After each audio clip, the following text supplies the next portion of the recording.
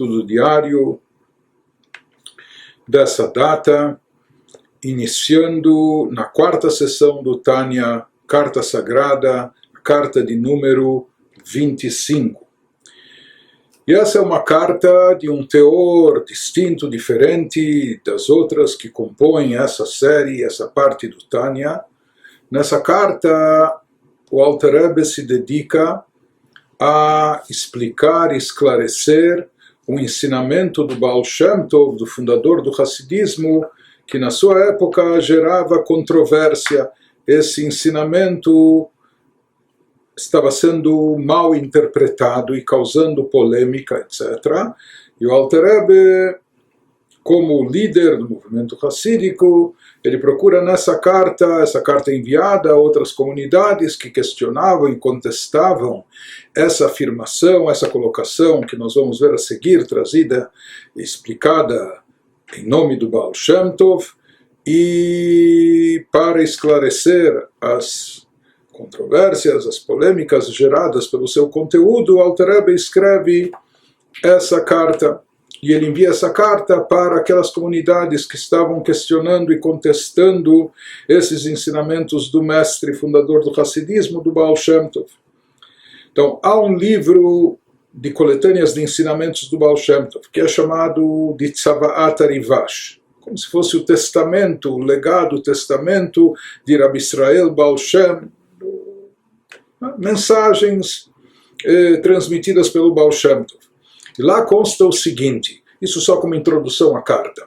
Consta que se uma pessoa, um Yehudi se põe a rezar, e justamente quando ele está rezando, vem uma outra pessoa e começa a conversar com ele, ou começa a lhe contar alguma história, vai abordá-lo, etc., tirando da sua concentração. Ou seja, ele estava no estado de devoção, procurando se concentrar, se dirigir a Deus, e justo naquele momento, naquela hora, vem uma pessoa e começa a perturbá-lo, começa a incomodá-lo na sua reza.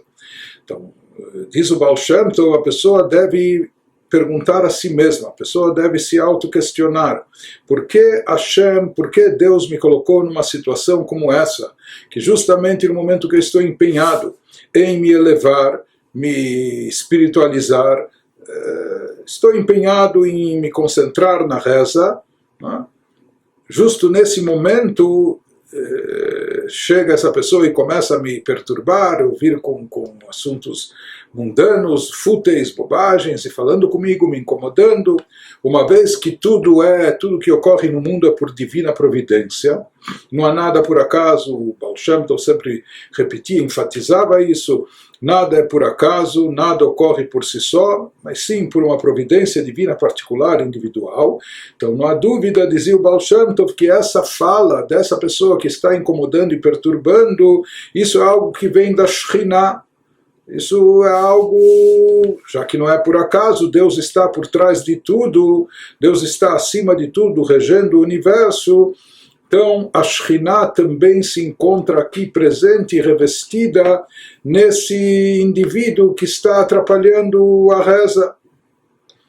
Em outras palavras, naquilo que transcreveram o ensinamento do Baal Shem Tov, como dizendo que a Shekhinah também pairava, que dizia o Baal Shem Tov que a pessoa deve refletir, que a Shekhinah paira na boca dessa pessoa naquele momento.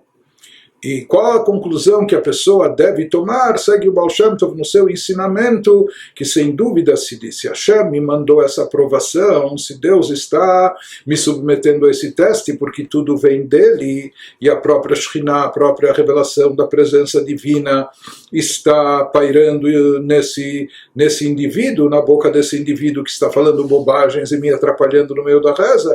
Sem dúvida isso está acontecendo com um objetivo maior, e o intuito aqui é de eu me fortalecer mais ainda no serviço espiritual, para eu me concentrar mais ainda na reza, para rezar com mais intenção e mais devoção. Ou seja, diz o Baal Shem Tov que a partir desses obstáculos, dessas interferências, a pessoa deve concluir que isso veio para lhe fortalecer mais ainda no serviço espiritual a Deus na hora da oração, e principalmente, como diz o Baal Shem Tov, se aquela pessoa que vem com conversa fiada para ele, naquele momento é um gentio, é um goi, nem é um Yehudi, ele vem à toa justamente naquela hora, ou alguma criança que vem perturbá-lo exatamente naquele momento, ele nos diz... Isso significa que a Shekhinah está sobre aquela pessoa, pairando sobre aquela pessoa, em outras palavras, que essa pessoa é um agente de Deus, mesmo com aquele papel que está desempenhando naquele instante de atrapalhá-lo, incomodá-lo na hora da tefilá, na hora da reza, e isso, diz o Baal Shem Tov, no final das contas, deve despertar a pessoa, deve conscientizá-la de que ele deve aprimorar mais ainda o seu serviço espiritual, que ele deve caprichar mais ainda na tefilá, na reza, na oração e assim por diante. Então se fala aqui desse ensinamento do Baal Shem Tov que a gente transmitiu aqui, que a gente repassou em síntese, muitos dos opositores do Hassidismo. Baal Shem Tov fundou o Hassidismo, e na terceira geração do Hassidismo, que já era a época do Rav Shneur Zalman, essa oposição se acentuou mais ainda, porque o Hassidismo estava crescendo, se desenvolvendo e se ampliando rapidamente e atingindo e envolvendo milhares e milhares de Yehudim em todas as comunidades. Por isso, a oposição ao Hassidismo, aqueles que ainda não compreendiam qual era a mensagem do Hassidismo e suspeitavam e desconfiavam que talvez houvesse intenções hereges por trás disso, etc., porque o Hassidismo lidava também com assuntos místicos, cabalísticos, e eles não entendiam exatamente o significado, o objetivo de tudo isso. Por isso, desconfiando, houve uma grande oposição ao Hassidismo no início do seu surgimento, na época do Rav Shneur Zalman. E, baseado nesse ensinamento que nós mencionamos do Baal Shem Tov, se fala que esses meios intelectuais dos opositores, eles contestavam de sobremaneira esse ensinamento. Eles diziam e questionavam como é possível dizer que uma pessoa que está vindo atrapalhar a reza do outro, que está interferindo no serviço espiritual do outro, né? Que ele está falando bobagens, futilidades, como pode-se dizer que naquele momento paira sobre ele a Shekhinah, paira sobre a sua boca a Shekhinah, a presença divina. E mais ainda, como nós falamos, que o ensinamento ele prossegue, nos diz, mais ainda, tratando-se de um gentio, de um goi que está atrapalhando a reza. Então ele falou como esses opositores, né, esses estudiosos, eruditos, eles contestavam esse ensinamento dizendo que isso é uma heresia. Como pode-se dizer que a Shekhinah, a presença, a revelação divina, paira na boca desse sujeito que está só incomodando, atrapalhando, interferindo na reza do Yehudi. Então, em relação a isso, o Alter Rebbe ele vai escrever essa carta e ele vai elaborar esse assunto de uma forma extensa e profunda e vai nos explicar que aquilo que o Baal Shem Tov quis transmitir no seu ensinamento não quer dizer, ele não quis dizer que a Shekhinah, a presença de Deus, paira sobre aquele indivíduo da mesma forma que ela paira sobre profetas que estão profetizando ou sobre grandes tzadikim, pessoas espiritualizadas, que isso em hebraico seria chamado de Ashra'at Shekhinah, quando a Shekhinah paira e se revela sobre uma pessoa meritória. Mas sim, ele nos fala que o Alter Rebbe ele vai nos esclarecer que o intuito do Baal Shem Tov, ou a intenção das suas palavras era de dizer que naquele momento, mesmo naquele momento, sobre aquela pessoa que interfere, existe um itlapshut a Shekhinah. A Shekhinah está investida naquele indivíduo. Ou seja, a Shekhinah também se reveste até mesmo daquele indivíduo que está interferindo, atrapalhando, incomodando e perturbando o serviço espiritual do outro. Apenas como o Alter Rebbe vai nos dizer, o Baal Shem Tov transmitia na Polônia, na região, etc. Ele transmitia os seus ensinamentos em público no idioma Yiddish. Ele trazia os ensinamentos, explicava, elaborava os ensinamentos falando em Yiddish, que era o idioma mais, era o jargão judaico, o idioma mais comum e que as pessoas mais compreendiam. Porém, quando seus ensinamentos foram transcritos, não por ele, através de alunos ou outras pessoas que escutaram e fizeram uma coletânea daquilo que ele disse, e eles transcreveram seus ensinamentos para o hebraico. Então, o Alter Rebbe vai nos esclarecer que aqueles que transcreveram os ensinamentos e a mensagem do Baal Shem Tov não souberam ser exatos e precisos na tradução, traduzindo de forma minuciosa, e por isso com um verbo que se equivocaram, em vez de dizer que a Shekhinah está investida até mesmo nessa pessoa que perturba, eles disseram que a Shekhinah paira sobre ele, usando o mesmo verbo que se utiliza quando a Shekhinah paira sobre profetas e tzadikim, e daí vem o equívoco. Em resumo, é isso que o Alter Rebbe vai procurar nos esclarecer, mas aqui nós vamos encontrar nessa carta uma resposta de forma extensa, longa, mas que também vai nos elucidar uma série de conceitos importantes dentro da própria mística judaica. Então, vendo nas palavras do próprio Alter Rebbe, no capítulo 25 da Carta Sagrada, Lehavin Imrei Binah, para nós podermos entender. Para nós podermos entender ou compreender as palavras de entendimento, Mashkatuv Besefer Anikrat Savat Rivash, ele diz sobre aquilo que consta, aquilo que está escrito no livro denominado Testamento do Baal Shem Tov. Esse é o título que deram para o livro. Agam Shebemet Einat Savato Velot Tziva Klal Lifnei Ptirato. Por mais que na realidade não se trata de um testamento do Baal Shem Tov, e ele não deixou nenhuma ordem, uma instrução ou mensagens antes de falecer, esse é um título que foi dado pelos compiladores, não é? Rak hem likutei imrotav ateorot shelaktu likutei batar likutei. Apenas, na verdade, se trata, esse livro, essa obra, se trata de uma coletânea de ditos do Baal Shem Tov, dos ditos puros proferidos pelo Baal Shem Tov, que foram selecionados e foram compilados, uma compilação após a outra, pelo Yadu Lechaben Alashon al Matkunto, e se diz que aqueles que coletaram essas compilações, eles não souberam expressar exatamente os ensinamentos do Baal Shem Tov, ou seja, eles fizeram um trabalho de coletânea, eles procuraram transcrever esses ensinamentos, mas na linguagem que eles escreveram, nem sempre, uma vez, como explicamos, uma vez que o Baal Shem Tov falava em Yiddish, quando eles transcreveram isso em hebraico, eles não souberam ser precisos e minuciosos na linguagem, na expressão, transmitindo de forma exata o intuito, o objetivo que o Baal Shem Tov queria transmitir.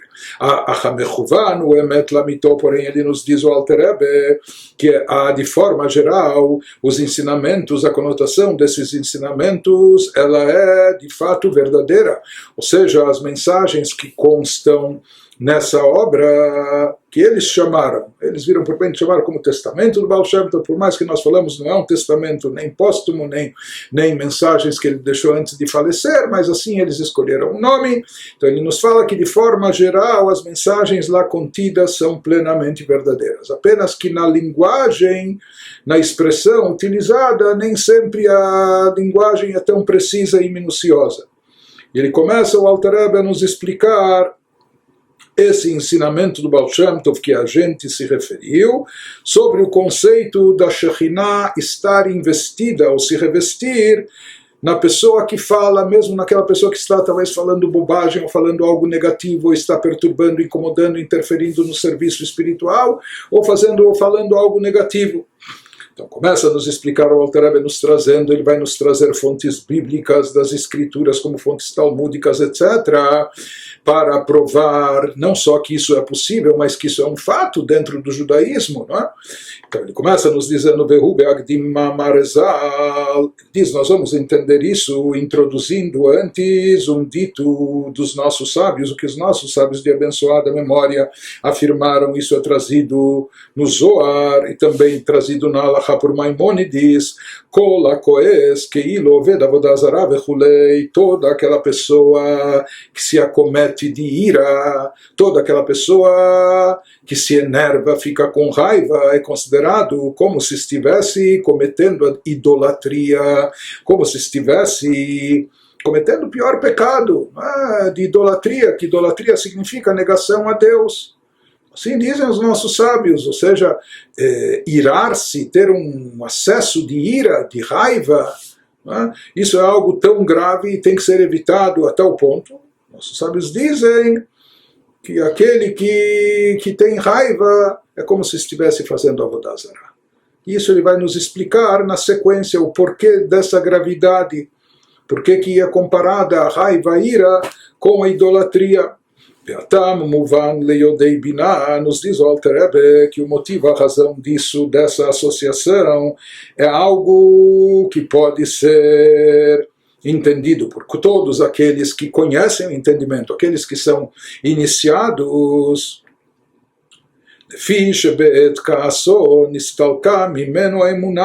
Pois ele diz que na hora que a pessoa se ira, na hora que a pessoa tem raiva, naquele momento, o que acontece com ele? Se fala que naquele momento a fé que ele tem em Deus o abandona, nistalka mimeno emuná. Por que ele sente tanta raiva, tanta ira?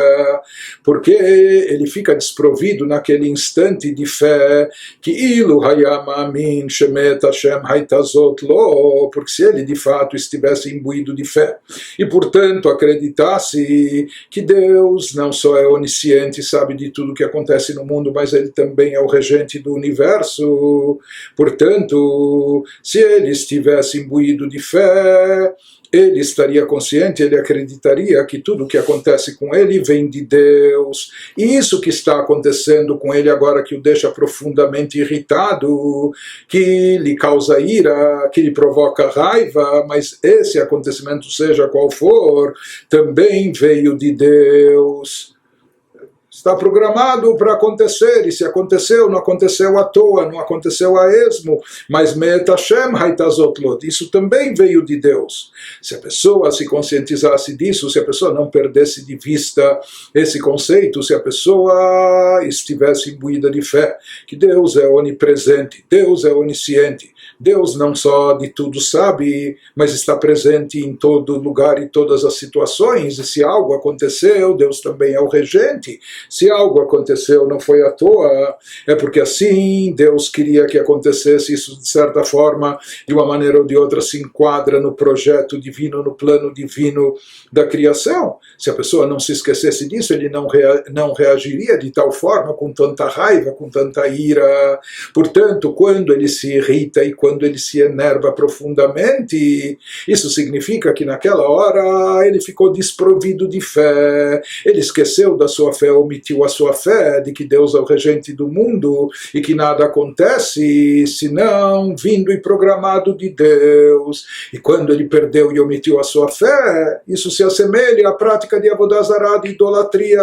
Por isso se fala que aquele que tem um acesso de raiva, de ira, é considerado como se estivesse cometendo idolatria.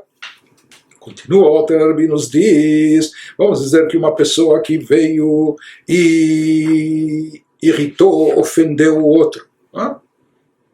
Então, a gente fala aqui que tudo vem de Deus, tudo está programado, tudo que acontece tem a ver com o propósito divino da criação. Mas como fica aqui o princípio do livre-arbítrio? Aquilo que nós falamos, que é uma das crenças fundamentais do judaísmo, que toda pessoa é dotada de livre-arbítrio para escolher entre o bem e o mal. Portanto, aquela pessoa que ofendeu, que feriu, que magoou, que lesou o outro, ele é dotado de livre-arbítrio. E o que fazer?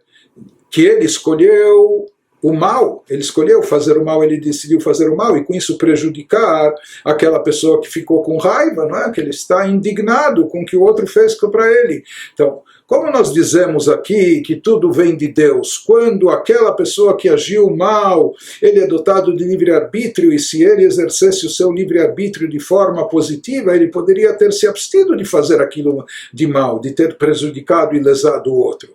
Se ele fizesse a escolha certa, através do seu livre-arbítrio, ele não prejudicaria o outro.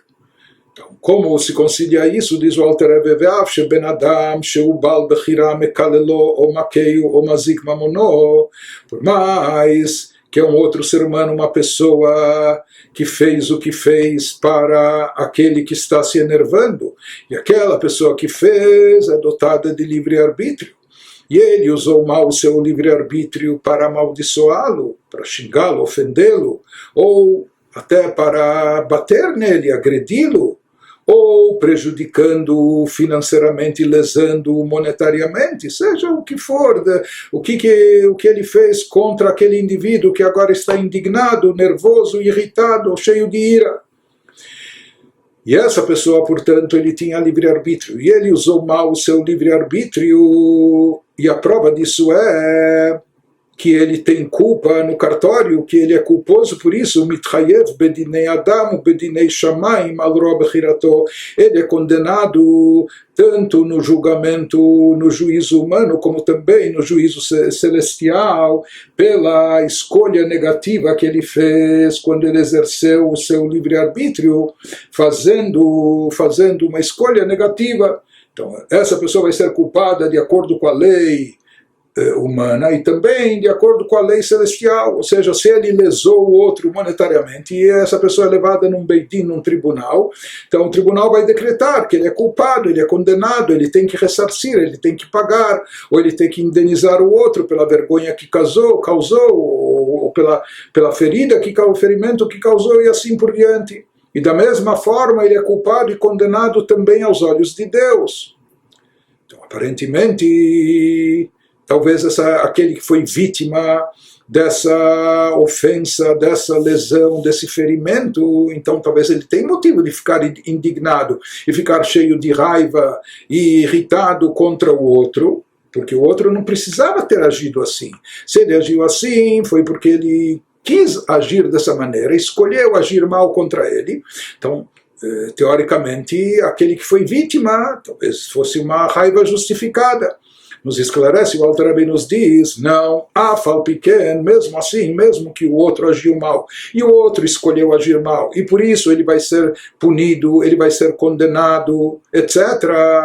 Mesmo assim, afal pequeno, alanizak, kvar nigzar, minashamayim, é necessário saber sobre aquele que foi lesado, foi prejudicado, já foi decretado dos céus, já tinha sido decretado dos céus anteriormente, que ele teria que passar por isso, que ele teria que passar por essa situação ou de constrangimento, ou de humilhação, ou ser lesado financeiramente, etc. Se isso aconteceu, é porque estava decretado nos céus contra aquela pessoa que foi aqui vítima de tal acontecimento, apenas que o que não precisava ter acontecido via aquele indivíduo, através daquele indivíduo. Por isso, aquele indivíduo que fez a má escolha, escolheu ser mau e fazer aquilo de negativo, ele merece uma punição, ele vai ser castigado, ele é condenado no tribunal, seja aqui embaixo, seja aos olhos de Deus.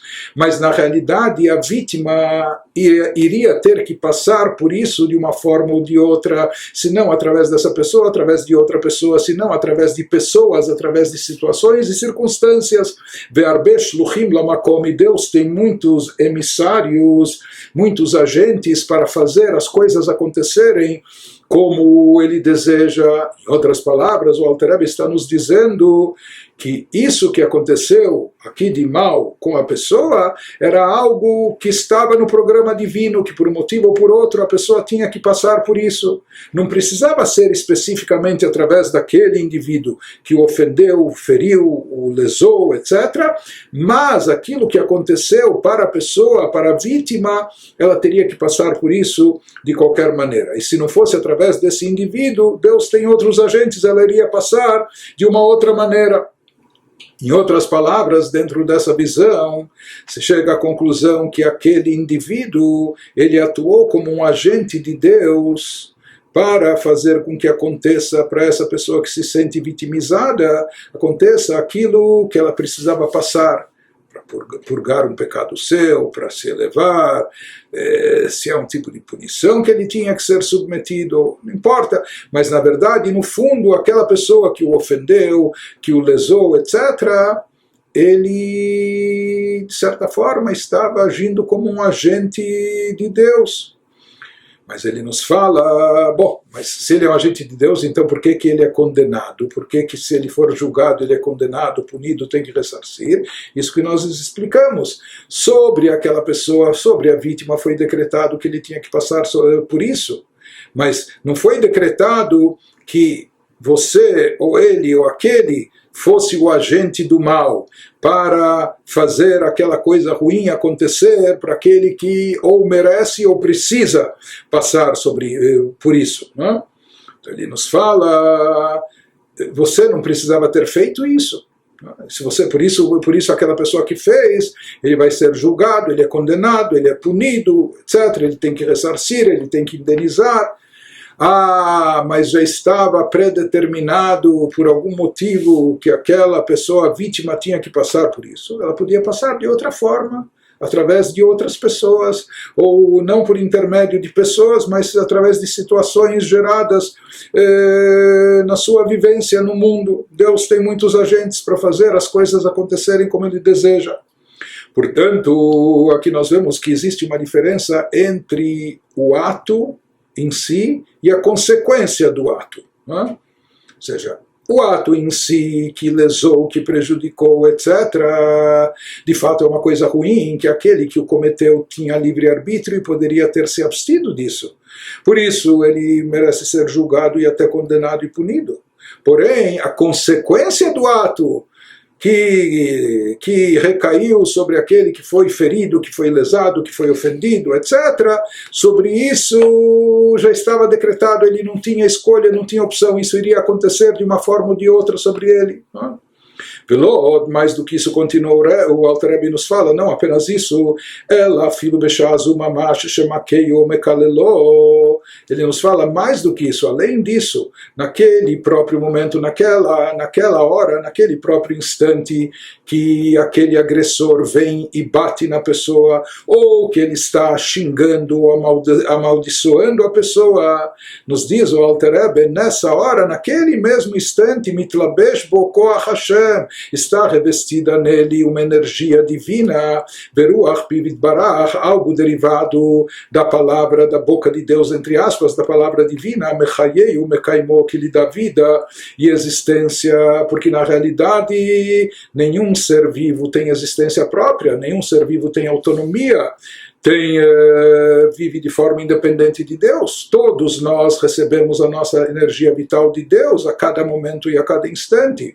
Portanto, mesmo aquele indivíduo, na hora que ele está fazendo mal, na hora que ele está agredindo, na hora que ele está amaldiçoando, então, não só, aqui o Alter Rebbe nos fala, não só que se isso está acontecendo é porque já estava previamente decretado que aquela vítima tinha que passar, por algum motivo tinha que passar por isso.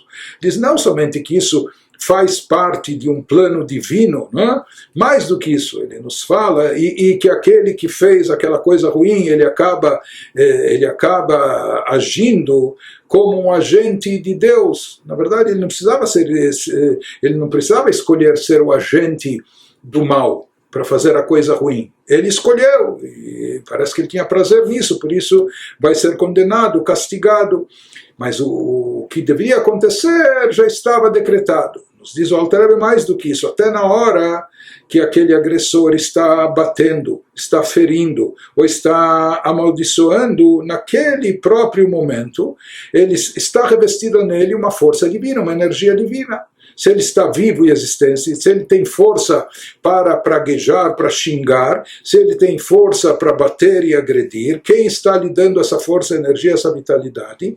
O próprio Deus, o próprio Criador. Ele nos diz, a gente encontra sobre isso, o Alter Rebbe nos traz uma prova das escrituras bíblicas que nós encontramos esse conceito reforçado, enfatizado, o Kmosh Katuv, assim como consta no livro de Samuel 2, que o rei David fala, quando vem um indivíduo chamado Shimi ben Gerá e amaldiçoa o rei David, e o seu general Yoav ben Tzruya quer castigá-lo, quer executá-lo sumariamente por ter amaldiçoado o rei David. Então lá, como reage o rei David dizendo, como Shkatuv, que Hashem amar lo kalel, ele fala para o general, não, espere, não faça nada agora, não reaja, porque na verdade foi Deus que lhe disse para amaldiçoar, foi Deus que falou para esse Shimi Ben Gerá amaldiçoar a David. Na prática, se a gente procura nas escrituras, lá no contexto, a gente não encontra em lugar nenhum que Deus mandou o Shimi amaldiçoar David. Veichan amar le Shimi. Onde que Deus falou para Shimi para amaldiçoar? Então ele nos fala que David Amelech, não é que ele estava afirmando que Deus explicitamente mandou Shimi amaldiçoá-lo, mas sim ele quis dizer ela shemachshava zu shenafla leshimi belibo mocho, que esse pensamento, essa ideia que recaiu sobre Shimi no seu coração ou no seu cérebro, essa ideia de amaldiçoar a David, Yardam et Hashem, de onde caiu essa ideia na sua mente ou no seu coração? O rei David fala, essa ideia que ele teve de agir ou de reagir assim, desceu, veio de Deus. Veruach piv amechaya kol tzvaam, e na realidade é o alento da boca divina, entre aspas, que dá vida e existência a todas as hostes celestiais e a todo o universo. Assim como nós sabemos que Deus criou o mundo através de pronunciamentos, que haja luz, que haja céus, que haja terra e assim por diante. E essa palavra de Deus, palavra que é uma metáfora, assim como a palavra que nós expressamos serve para nos comunicar com quem está fora. Por isso também a expressão divina no ato de criação, quando, por assim dizer, além de Deus, está surgindo algo fora, criaturas, então é chamado que Deus está se comunicando, e a palavra de Deus é ela que carrega, que transporta. Essa palavra de Deus, entre aspas, é aquilo que contém a energia vital, que vai dar existência e vitalidade, vida para todas as criaturas. Inclusive ele nos fala que nessa criatura, nesse Shimi Ben Gerá, na hora que ele estava amaldiçoando a David, não só que essa ideia de amaldiçoar a David caiu, surgiu no coração, na mente dele, vindo de Deus, mais do que isso, na hora que ele está fazendo esse ato de maldição, etc., é Deus que está lhe dando vida e existência ao Shimi. Assim como é a palavra divina que está presente em todas as criaturas, dando vitalidade a elas cada instante. David, כאילו נסתלק רוח פיו יתברך רגע אחד מרוחו של שמי, porque se por instante esse alento, entre aspas, esse alento da boca de Deus, essa palavra divina, essa energia vital de Deus contida na palavra divina que dá existência a todo ser criado, inclusive a toda criatura humana, se isso desaparecesse, deixasse de atuar sequer por um instante, deixasse de atuar sobre o espírito de Shimi, que amaldiçoou David, ele não seria capaz de falar nada. Não só que não seria capaz de falar nada, ele faleceria, não só que faleceria, ele deixaria de existir, deixaria de viver e existir. Então, em outras palavras, ele nos fala aqui como David Amelech reagiu a essa maldição, né, que esse Shimi se atreveu a amaldiçoar o próprio rei David. E ele fala para Avishai ben Tzruya, quando ele queria decepá-lo, quando ele queria eliminá-lo. Então David fala, não, eles eram filhos de Bnei Tzruya, do general de David, etc. Disse, ele amaldiçoou, quem o mandou amaldiçoar? Na verdade, Deus não mandou esse Shimi amaldiçoar o rei David, mas David estava querendo dizer, se ele teve essa ideia, se ele teve essa iniciativa, isso de alguma forma, direta ou indireta, também vem de Deus. Como se David dissesse, se ele fez isso, deve ser que eu precisava passar por isso. Ou que eu merecia isso, ou precisava passar por isso, ou por essa aprovação, por esse teste, etc. Então, mesmo que esse Shimi era dotado de livre-arbítrio, e ele poderia, por mais que até caiu no pensamento dele ou no seu coração essa ideia de amaldiçoar, ele poderia conter e controlar essa reação e não fazer esse ato negativo de amaldiçoar o rei David, e ele optou em seguir adiante e amaldiçoar. Porém, o rei David fala em relação a ele próprio, o rei David, que foi vítima disso. Ele, em outras palavras, estava querendo dizer: isso, pelo visto, já foi decretado antes por Deus. Deus queria que eu passasse por isso, etc. Então, nós vemos aqui esse mesmo conceito explicado pelo Baal Shem Tov presente nas nossas próprias escrituras sagradas.